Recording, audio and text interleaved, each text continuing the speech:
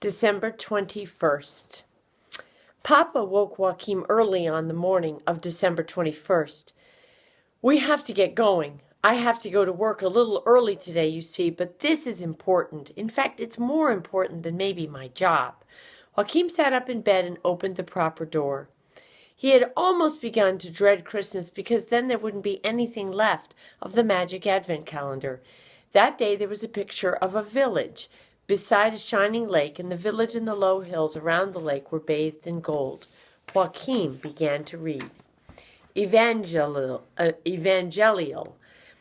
Early one morning at the end of the 2nd century after Christ, the companions raced at top speed into Damascus on the Barada River. They sped past 2 soldiers who were guarding the western gate and went in along the straight street that cuts right through the city. The soldiers turned to each other in confusion. What was that? A gust of wind from the northwest. But it wasn't just wind and sand. I thought I saw people. The 2 soldiers were reminded of an old story from a few years ago about something that happened at the eastern gate. A group of soldiers had been knocked over by a procession that had approached along the main street and thundered out through the city gate. It had consisted of people and animals, and one of them had seen angels as well. For as Elizabeth, Ephriel, and the others rushed out through the eastern gate, they happened to bump into some Roman soldiers. The soldiers fell down, picked themselves up in confusion, and tried to see where the procession had gone, but it was already many miles and many years away. Late in the afternoon one day, in the middle of the 2nd century, they came to the lake of Gennesaret in Galilee. They stopped in front of a village and looked out across the glimmering water. The hills lay like a wreath around the lake, and with the golden evening sun shining on them, Elizabeth thought the lake looked like a blue china bowl rimmed in gold. The village consisted of simple houses, each with a small shed at one end for the livestock. Between the houses walked laden donkeys led by men wearing tunics and cloaks. Women in flowing robes were carrying jars on their heads. We are in Capernaum, which is on the old caravan trail between Damascus and Egypt, explained Ephriel. Here Jesus called his first disciples. One of them was the customs official, Matthew, for Capernaum was an important customs station. The brothers, Simon Peter and Andrew, were 2 others who were both fishermen. "Follow me," said Jesus, "and I will make you fishers of men." He helped them to catch ordinary fish, too, said Ephriel. Yes, indeed, Ephriel nodded. Once, when Jesus was standing by the lake to speak to a large crowd, he saw 2 boats further down the beach. One of them belonged to Simon Peter. Jesus got on Peter's boat and asked him to set out, and he talked to the crowd from the boat on the lake. That was a good idea because all the people could see him, and as he spoke, when he finished speaking, he asked Simon Peter to row further out and cast his nets. Peter said he had fished all night and not caught a single fish. All the same, he did as Jesus asked, and he caught so many fish that the nets broke due to the weight. Another time they were out on the lake, Ephriel said, and suddenly a storm blew up, and the disciples were terrified. But Jesus just lay down and slept, and in the end, he had to quiet the storm so as to calm the disciples. He was showing them that they had very little faith, explained Ephriel. Ephriel nodded vigorously. Yes, indeed. Yet another time the disciples were out on the lake alone, when Jesus came toward them walking on the water. When the disciples saw him, they were scared. They thought he was a ghost or something. But when Simon Peter saw it was Jesus, he thought he'd show off to prove how great his faith was. He stepped out of the boat and walked onto the water.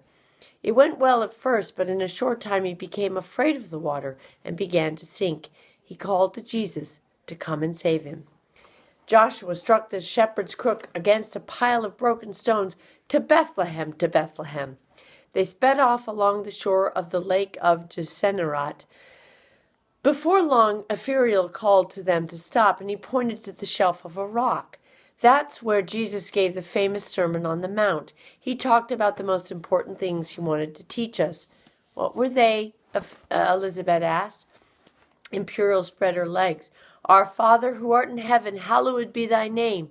Thy kingdom come, thy will be done on earth as it is in heaven. Here he was interrupted by Ephriel. Yes, he taught them how to pray. Above all, he wanted to teach human beings to be kind to one another.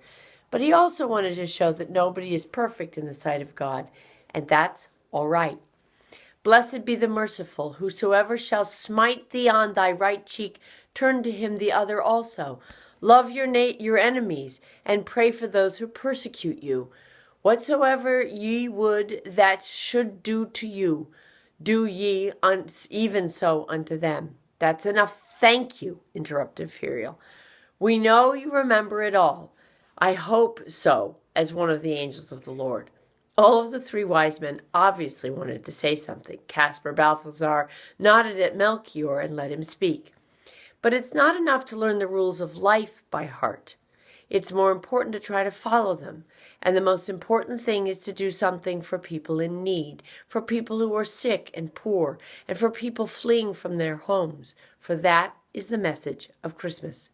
To Bethlehem, called Joshua. To Bethlehem.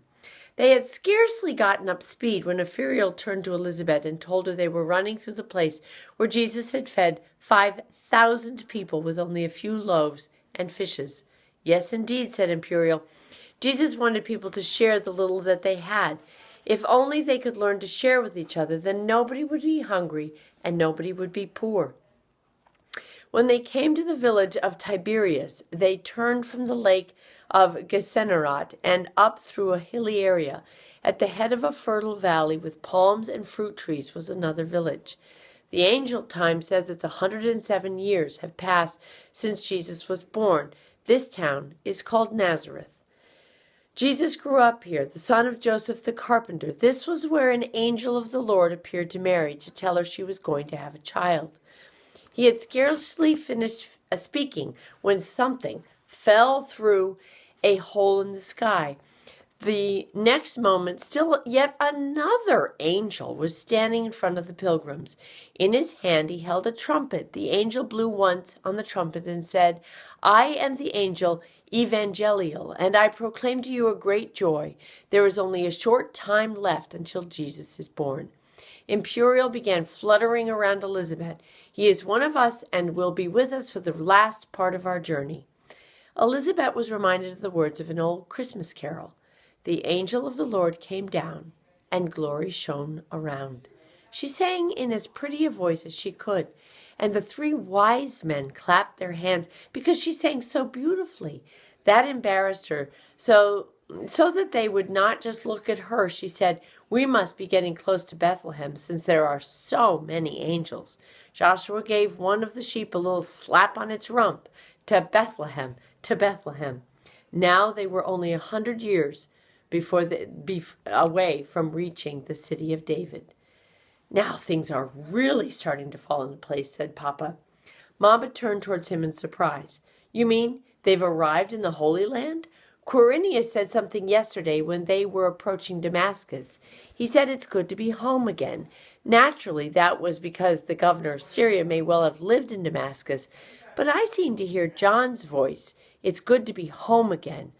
You mean John who made the Advent calendar? He really does come from Damascus, said Joachim.